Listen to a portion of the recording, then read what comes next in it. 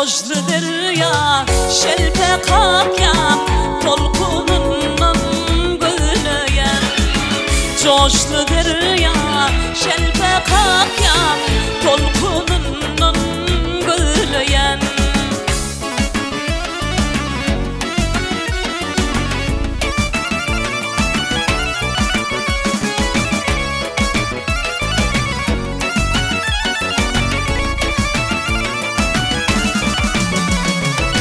Aydım aydım, gönlüm açtım, gönlüm karar tapmadı ileyim. Ah aynanın neçe baktım, bir haber almadım.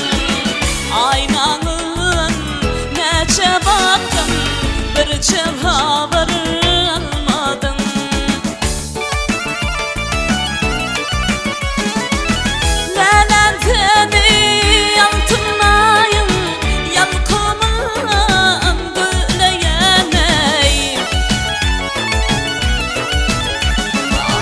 Coşlu derya şelpe kakyan tolkunundan gülüyen.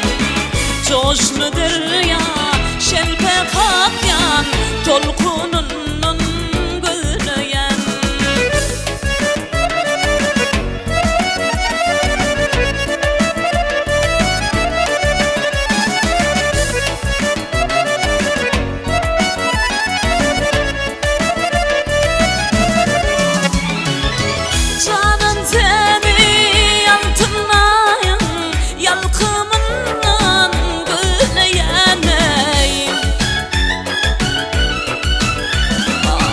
Coşlu derya şelpe kakyan tolkunundan gülüyen.